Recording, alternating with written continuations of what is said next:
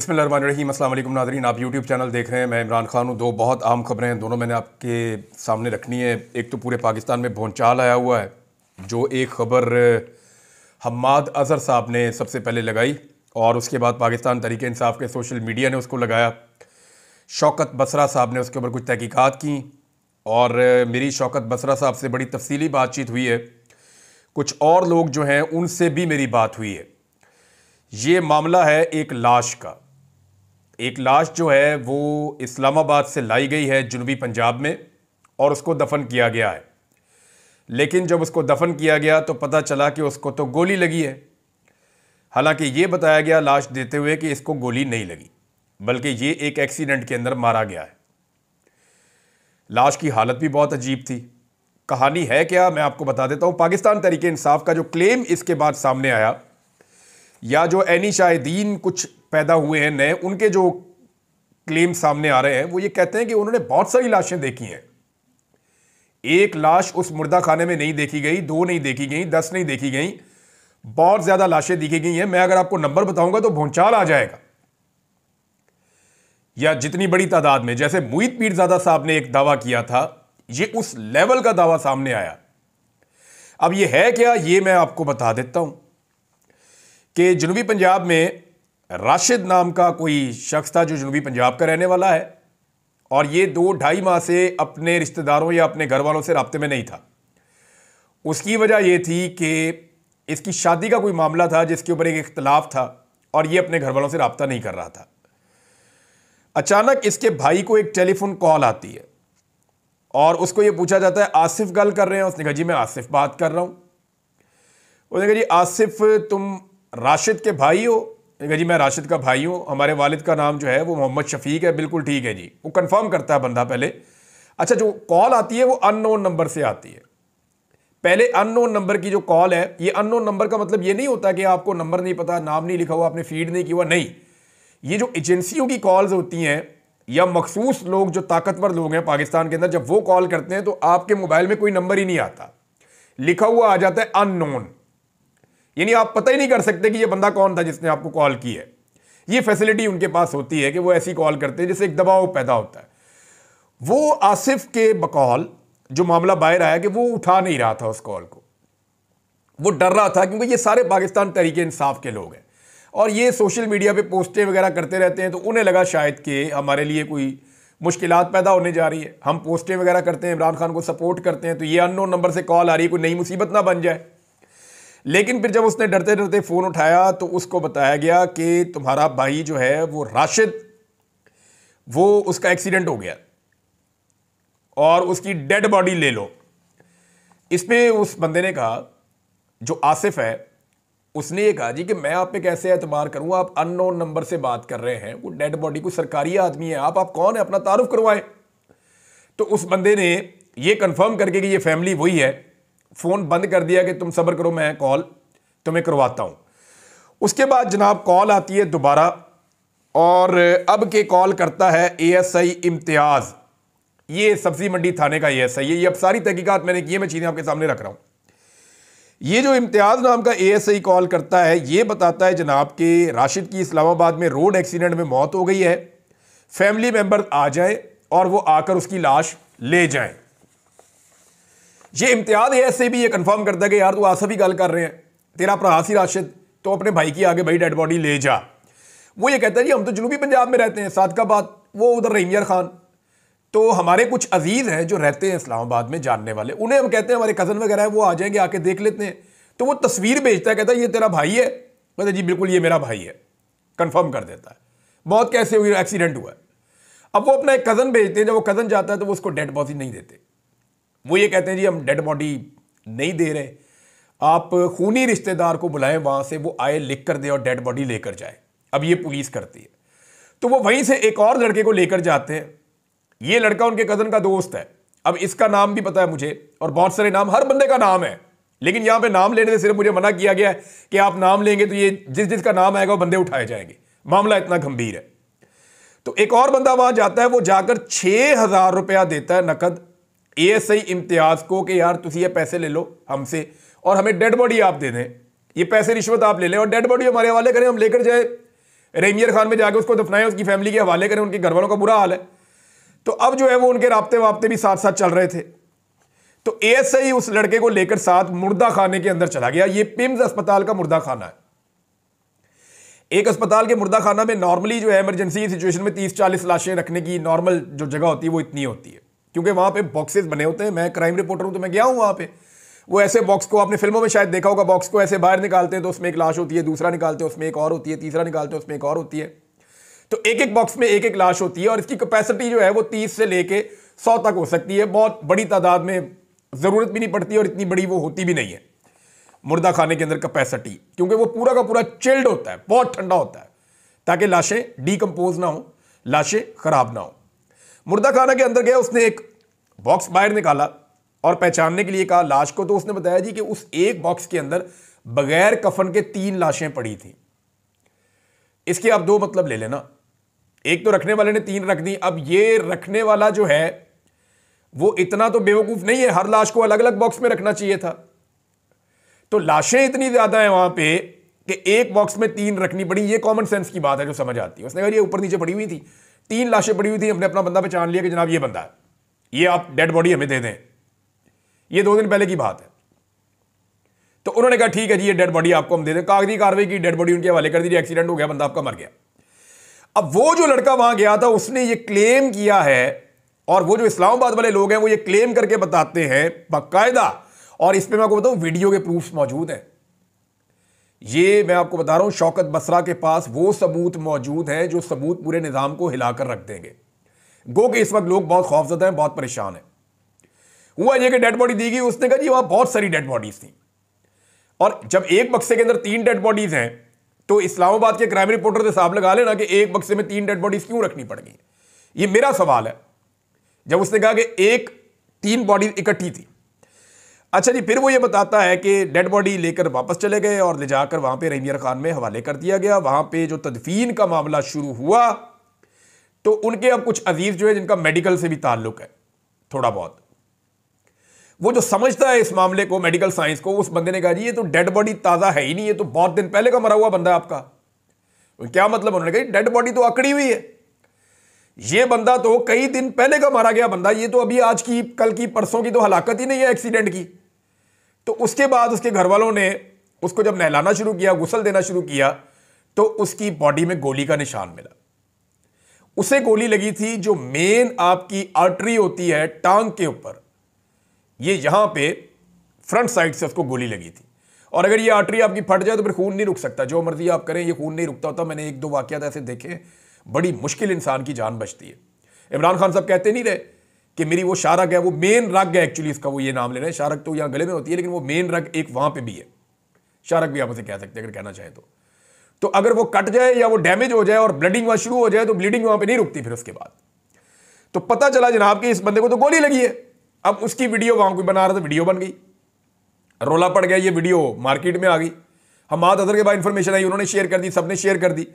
अब इससे जुड़ी सारी इंफॉर्मेशन बाहर आना शुरू हो गई है। और शौकत बसरा ने बहुत बड़ा क्लेम किया। मेरी जब उनसे बात हुई तो उनके पास नाकाबिले तरदीद सबूत मौजूद हैं, लेकिन ये सारी की सारी फैमिली को इस वक्त पूरी तरह से घेरे में ले लिया गया है, और जितने भी लोग इस केस के अंदर अब तक इन्वॉल्व हुए हैं उन सब अफराद को घेरे में ले लिया गया है। मैं देखें, मैं अभी तक ये क्लेम नहीं कर रहा कि वहां कितनी डेड बॉडीज है, मैं आपको वो बता रहा हूं जो इंफॉर्मेशन मुझे इन लोगों ने दी है। अगर आप अस्पताल में बात करेंगे तो वो तो बात करने के लिए तैयार नहीं है। मैंने वहां 2-4 लोगों से बात की, उन्होंने कहा वहां तो इंफॉर्मेशन छुपा लेते हैं। बल्कि जब ये सानिया हुआ उसके बाद कई दिनों तक तो वहां पे पैरामिलिट्री फोर्सेस खड़ी रही हैं अस्पताल के बाहर। अस्पताल के अंदर आने जाने की किसी को इजाजत नहीं थी। जो सहाफ़ी अंदर बाहर आ जा रहे थे, साकिब बशीर और मुतीउल्ला जान साहब, इनको उठा लिया, इनके ऊपर मंशियात का पर्चा भी डाल दिया। तो कुछ तो था पिम्स अस्पताल में जिसकी वजह से इतनी पर्दादारी थी। बहरहाल ये अब उस नौजवान का क्लेम है। अब ये इतना बड़ा इल्ज़ाम है और इतना बड़ा मामला है कि इसके ऊपर तहकीकात होनी चाहिए। देखिए, एक स्टेटमेंट मुईत पीरजादा साहब ने दिया, उन्होंने कहा जी उनके पास पक्की खबर है। फिर कुछ और लोगों ने कहा जी बहुत ज्यादा लोग जो है उनकी शहादतें हुई हैं, जितनी फायरिंग हुई है और जो बाद में इलाका साफ किया गया है उसके हवाले से भी लोगों के बड़े तहफ़्फ़ुज़ात हैं। लेकिन ये जो इंसिडेंट है इसने यानी पुलिस ने ये क्यों कहा कि इसका एक्सीडेंट हुआ है, हालांकि वहां पे जब गए तो पता चला जी इसको तो गोली लगी है और वहां निशान बाकायदा मौजूद है कि इसकी बॉडी के अंदर गोली दाखिल हुई है। अब इतनी बड़ी बात सामने आ गई है, इंटरनेशनल मीडिया को बुलवाना चाहिए और हुकूमत को इसके ऊपर अपनी तफसीलात बतानी चाहिए। मुझे जो एक दो लोगों ने कहा, उन्होंने कहा जी पिम्स के ऊपर जो है वो दोबारा से कड़ी सिक्योरिटी है और वहाँ से ये मुमकिन है कि अगर कोई लाशें वहाँ मौजूद हैं तो उनको गायब कर दिया जाए। अब ये सबकी अपनी अपनी बात है। गवर्नमेंट क्योंकि मालूमात को छुपा रही है, अस्पताल में किसी को जाने नहीं देती, अस्पताल का रिकॉर्ड छुपाती है, तस्लीम नहीं करती जो हुआ है, तो फिर इस तरह की चीज़ें जन्म लेती हैं। लेकिन ये हकायक हैं जो मैंने आपके सामने रखे हैं। जो मैंने आपको बताया वो वही बताया जिसकी रिकॉर्डिंग बाकायदा वीडियो उसके अंदर मौजूद है। मैंने अपने से आपको इसमें कुछ नहीं बताया और आज़ाद ज़राए से आप इन चीज़ों को जाके कंफर्म कर सकते हैं। तो ये है जनाब अब तक की इस हवाले से सूरत हाल मैंने आपके सामने रख दी कि ये मामला क्यों उठा, इसके पीछे रीज़न क्या था। अब नाज़रीन, एक स्टेटमेंट नुसरत जावेद साहब का आया, सीनियर जर्नलिस्ट हैं, उन्होंने बताया और जो उन्होंने बताया मैं चाहता हूं कि पहले मैं वो आपको एज इट इज़ बताऊं, फिर आज मैं आपको वो असल कहानी सुना दूंगा कि एक्चुअली हुआ क्या था, जनरल बाजवा ने कौन सा खेल खेला था और वो क्यों खेला था। इमरान खान को अमरीकियों ने नहीं हटाया था, ये कह रहे हैं नुसरत जावेद। जनरल बाजवा को एक्सटेंशन चाहिए थी, उसने देखा इमरान खान काबू में नहीं आ रहा, उसका दिल तो फैज़ हमीद पर आया हुआ है, उसने अपोजिशन को डराया और खान को हटा दिया। ये नुसरत जावेद साहब ने कहा। बात गलत नहीं है लेकिन ये मुकम्मल नहीं है, क्योंकि अब ये बात शुरू हो गई है। मैंने बड़े अरसे से ये सारी चीजें अपने दिल में रखी हुई थी, मैं खोल के आज आपके सामने रख देता हूं कि हुआ क्या था। हुआ यह था कि जनरल बाजवा का दिल नहीं भर रहा था एक्सटेंशन से। जब इनको 2019 में एक्सटेंशन मिली और सारी पॉलिटिकल पार्टीज ने इनको एक्सटेंशन दी, तो जनरल बाजवा ये क्लेम करते थे कि मैं इमरान खान का आर्मी चीफ नहीं हूं, मैं सारी पॉलिटिकल पार्टीज का मुत्तफिका आर्मी चीफ हूं, पाकिस्तान का आर्मी चीफ हूं। इसीलिए वो पार्लियामेंट के जरिए से सारा करवाया गया था और लाहौर में और दीगर जगहों पे जश्न भी मनाया गया कि जनरल बाजवा को एक्सटेंशन मिल गई। अब जनरल बाजवा को एक एक्सटेंशन और चाहिए थी और वो एक एक्सटेंशन के लिए पर तोल रहे थे। 2021 में उन्होंने चेक करना शुरू किया कि 2022 में क्या इमरान खान मुझे एक और एक्सटेंशन देगा। तो जनरल बाजवा के जो बहुत करीबी लोग थे पाकिस्तान तरीके इंसाफ में, जो इमरान खान साहब के वज़रा के अंदर भी शामिल थे, बाद में वो छोड़कर भी इमरान खान साहब को चले गए, उनसे जनरल बाजवा ने रब्ता किया और अंदाजा लगाने के लिए कहा कि जरा अंदाजा तो लगाएं कि मामला क्या है। तो जब इमरान खान साहब के साथ ऑफ द रिकॉर्ड लोगों ने बात की तो इमरान खान साहब ने कहा यार मैं पहले एक्सटेंशन देकर पछता रहा हूं, मैंने अपना असूल तोड़ा है, तो मैं दोबारा एक्सटेंशन देना अभी बड़ा वक्त पड़ा है, देखेंगे। इमरान खान साहब ने नागवारी का इजहार किया इस सवाल के जवाब में। यह इंफॉर्मेशन जनरल बाजवा तक पहुंच गई कि इमरान खान मुझे जाती तौर पर एक्सटेंशन मजीद देने के हक में नहीं है। अच्छा, यह बात सिर्फ बाजवा साहब तक नहीं पहुंची, आसपास भी पहुंच गई, यानी जो मिलिट्री एस्टेब्लिशमेंट के हल्के हैं उनके अंदर भी चली गई। बाजवा साहब ने बेइज्जती महसूस की, उन्होंने कहा जी एक्सटेंशन तो मैंने लेनी है, अब इमरान खान नहीं होगा, एक्सटेंशन मैं ले लूंगा, मैं अपने बंदे लाके एक्सटेंशन ले लूंगा। वैसे भी उनके दिल के अंदर एक प्यार मोहब्बत तो था मियां नवाज शरीफ साहब के साथ, वो सब जानते हैं कि जनरल बाजवा और क्या ताल्लुक है नवाज शरीफ का और जनरल बाजवा के ससुर का और ख्वाजा आसिफ का, ये नेक्सस है क्या एक्चुअली, ये सबको पता है, कुछ छुपी हुई बात नहीं है। जनरल बाजवा ने 2 टारगेट सेट किए थे, इमरान खान को हटाकर दूसरी पार्टी लाकर उससे अपने लिए एक्सटेंशन लेने के लिए 2 टारगेट थे। नंबर 1, पाकिस्तान की पॉलिटिकल पार्टीज, उनको सबको राजी करना है कि इमरान खान की हुकूमत गिरा के आप आएं और आके मुझे एक्सटेंशन दें। नंबर 2, पाकिस्तान की मिलिट्री एस्टेब्लिशमेंट को राजी करना है, क्योंकि इमरान खान मिलिट्री एस्टेब्लिशमेंट के अंदर मकबूल थे। तो सबसे पहले तो फैज़ हमीद को हटाया गया और जनरल नदीम अंजुम साहब आ गए। अब हुआ यह कि मिलिट्री एस्टेब्लिशमेंट को कैसे समझाया जाए। मैंने आपको कई दिनों से एक बात कर रहा हूं कि पाकिस्तान की मिलिट्री एस्टेब्लिशमेंट का एक रिकॉर्ड बड़ा क्लियर है और हमेशा से क्लियर है कि वो कभी भी अमेरिका के खिलाफ नहीं जाते, जो अमेरिका कहता है वो वही करते हैं। तो मिलिट्री एस्टेब्लिशमेंट को कंट्रोल करने के लिए अमेरिका से एक दबाव दरकार था ताकि जनरल बाजवा के साथ सारे के सारे मिल जाएं। अब अमेरिका के अंदर लॉबिंग शुरू करवाई गई 2021 में ये लॉबिंग बहुत तेज हो गई और उसके लिए पैसा भी पाकिस्तान का खर्च हुआ। ये कहानी सारी अब सामने आ चुकी है, ढकी छुपी नहीं है, अखबारात में छप भी चुकी है। तो जनरल बाजवा साहब ने अमेरिका में लॉबिंग करवा के उनको बताया इमरान खान आपके लिए बहुत बुरा है, मैं आपके लिए बहुत अच्छा हूं, ये बाकी पॉलिटिकल पार्टीज बेहतर है आपके लिए, इमरान खान बहुत बुरा है। जो बाइडन पहले ही इमरान खान साहब से शख्सी तौर पे थोड़ा सा वो रखते थे बुग्स, तो वो फौरी तौर पे इनके ट्रैप में आए और जबरदस्त किस्म का एक वहां से साइफर आ गया। जनरल बाजवा साहब, अब देखिए इमरान खान साहब बार बार पूछते थे साइफर लिखा किसके नाम गया था कि इमरान खान को निकालो, किसके नाम था?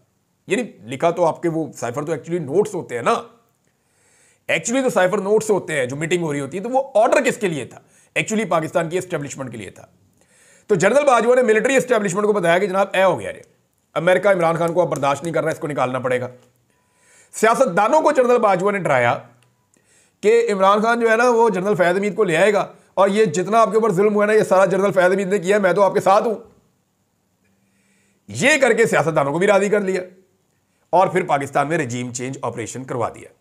ये है जी सारा खेल। इस तरह जनरल बाजवा ने अमेरिका को भी इस्तेमाल किया और अमेरिका ने इमरान खान का रजीम तब्दील करवाया। वो इसके अंदर ना सिर्फ इन्वॉल्व हुए बल्कि उन्होंने बहुत सारी एफर्ट की। फिर उसके बाद जो सहाफ़ी शामिल हुए, बहुत सारे आपके सियासतदान शामिल हुए, बंदे तोड़े गए, बहुत सारा पैसा इन्वॉल्व हुआ और इस तरह जनरल बाजवा ने रजीम चेंज करवा दिया। अब दो सवाल पैदा होते हैं कि उसके बाद जनरल बाजवा को एक्सटेंशन क्यों नहीं मिली और फिर इमरान खान साहब ने जनरल बाजवा को क्यों कहा कि आप एक्सटेंशन लेनी है। एक्चुअली इमरान खान को पता चल गया कि ये एक्सटेंशन के लिए कर रहे हैं, तो उन्होंने कहा यार एक्सटेंशन लेनी मेरे को लल्ला है, ये ना करो जनरल बाजवा साहब, मुल्क की इकॉनमी तबाह हो जाएगी जो अब तक तबाह है। इमरान खान ने दुरुस्त कहा था कि अगर आप अभी छेड़ेंगे हुकूमत को, हमारी पॉलिसीज खराब हो जाएंगी, लोग इन पे एतबार नहीं करेंगे, मुल्क की इकॉनमी बढ़ जाएगी और वो बढ़ गई। वो अभी तक ठीक नहीं हो रही, सारे कोशिशें करके देख चुके हैं। यानी जो फौज ने भी एफर्ट डाली उसका भी कुछ नहीं बना, कोई कुछ नहीं कर सका इकॉनमी को ठीक करने के लिए। इमरान खान ने ठीक कहा था, तो इससे बेहतर तो था जनरल बाजवा इमरान खान से एक्सटेंशन ले लेते, कम से कम ये तजुर्बा तो ना करते। अब हुआ यह कि दूसरा सवाल यह कि बाजवा साहब को एक्सटेंशन क्यों नहीं मिली, उसकी दो चीजें हुई थी। अब मैं आपके सामने वो फैक्ट रखने लगा हूं जो मुझे थोड़े दिन पहले पता चले थे। हुआ यह कि जनरल बाजवा ने एक्सटेंशन लेने के लिए मौजूदा हुकूमत के ऊपर दबाव डाला, जिसकी गवाही इरफान सिद्दीकी ने और नून लीग के कई लोगों ने दे दी है कि बाजवा साहब कहते थे एक्सटेंशन दो 2 साल की मुझे मजीद, लेकिन हुकूमत उन्हें कहती थी हम आपको 1 साल की एक्सटेंशन देंगे, 2 साल की नहीं देंगे। हुकूमत यह चाहती थी कि फैज हमीद समेत बहुत सारे जर्नैल रिटायर हो जाएं, जनरल बाजवा कंटिन्यू कर लें, 2023 में नए आने वाले बंदों में से हम एक बंदा चुन के अपना आर्मी चीफ लगा लेंगे, हमें सुकून हो जाएगा। लेकिन जनरल बाजवा 2 साल की एक्सटेंशन मांग रहे थे, इस पे झगड़ा हो रहा था। जनरल बाजवा ने मार्शल लॉ की धमकी भी लगाई कि मैं मार्शल लॉ लगा दूंगा अगर आपने मुझे एक्सटेंशन ना दी तो। उन्होंने कहा हुकूमत ने कि इमरान खान जीने नहीं देगा अगर आपको हमने एक्सटेंशन दी, हमारी तो सियासत बढ़ जाएगी, सारी अवाम आपके खिलाफ हुई है, हमें तो बूट पॉलिश के दाने मिल रहे हैं। तो फिर जनरल बाजवा ने क्या किया कि पंजाब के अंदर फ्री एंड फेयर इलेक्शन करवा दिया। वो जो 20 सीटों पे इलेक्शन हुआ था 17 जुलाई 2022 को, और उस बुनियाद पे इमरान खान साहब से मुलाकात करके कहा कि देखें मैंने फ्री एंड फेयर इलेक्शन करवाया, मैं बिल्कुल ऐसा free and fair election Pakistan में करवाना चाहता हूं, लेकिन ये इलेक्शन अभी नहीं हो सकता, उसके लिए मुझे एक एक्सटेंशन चाहिए, चंद महीने में मैं रिटायर हो रहा हूं, आप मुझे एक एक्सटेंशन दे दें। मुझे हुकूमत 1 साल की एक्सटेंशन दे रही है आपकी मर्जी के खिलाफ, अगर आपकी मर्जी शामिल हो जाए तो मैं 2 साल की एक्सटेंशन ले सकता हूं, मैं बड़े आराम से आपको फ्री एंड फेयर इलेक्शन करवा दूंगा, खान साहब आपकी मकबूलियत है, आप जीत जाएंगे, हमारे खिलाफ आप बयानियां बनाना बंद कर दें। इमरान खान साहब नहीं माने। उन्होंने कहा, जनरल बाजवा साहब ने यह भी धमकाया कि मेरे बाद जो आएगा ना आप लोग जो है वो कानों को हाथ लगाएंगे और मुझे भूल जाएंगे। यह जनरल बाजवा ने एक नहीं कई जगह पे कहा। अब हुआ यह कि इमरान खान साहब माने नहीं और उन्होंने कहा जी 6 महीने बाजवा साहब आपको हम दे सकते हैं और आप इलेक्शन करवाएं और जाएं। अब 6 महीने की जब बात आई तो जनरल बाजवा को लगा कि 6 महीने की एक्सटेंशन क्या एक्सटेंशन है। अब वो हुकूमत को कह रहे हैं कि देखिए इमरान खान इतना तो मान गया है ना, उसने स्टेटमेंट तो दे दिया है, तो आप मुझे 2 साल की दे दें। हुकूमत के साथ उनकी ये मारधाड़ चल रही थी, इतने में शहीद अरशद शरीफ शहीद हो गए। यानी इसमें 2-3 चीजें ध्यान में रखिएगा। एक तो शहबाज गिल के ऊपर और आदम सवाती के ऊपर जुल्म और जबर के पहाड़ तोड़ दिए गए, लोगों को नंगा करने का सिलसिला शुरू हो गया और यह सारा काम ISI पाकिस्तान की इंटेलिजेंस एजेंसी है उसके ऊपर इल्जाम लगता है कि वो कर रही थी। और लगातार जब ये चीजें हो रही थी तो इससे नफरत और ज्यादा बढ़ती गई जनरल बाजवा के खिलाफ। अरशद शरीफ की शहादत का डायरेक्ट इल्जाम जनरल बाजवा पे आया और मैं आज भी समझता हूं कि जनरल बाजवा ही वजह है अरशद शरीफ की शहादत की। लेकिन मुझे यानी ये फूड फॉर थॉट है, मुझे एक बंदे ने कहा और मुझे लगा कि इस बात को ऐसे देखना भी चाहिए कि क्या अरशद शरीफ की शहादत और इमरान खान को गोलियां ना लगती तो 100% जनरल बाजवा एक्सटेंशन ले जाता। ये 2 ऐसे वाकयात हैं जिसने जनरल बाजवा को बुरी तरह हिलाकर रख दिया कि अगर इमरान खान को गोलियां ना लगती और अरशद शरीफ शहीद ना होते तो जनरल बाजवा की एक्सटेंशन के इम्कानात थे, लेकिन अरशद शरीफ की शहादत और इमरान खान को गोलियां लगने के बाद वो खत्म हो गए अक्टूबर में, और उसके बाद नवंबर में नए आर्मी चीफ आ गए।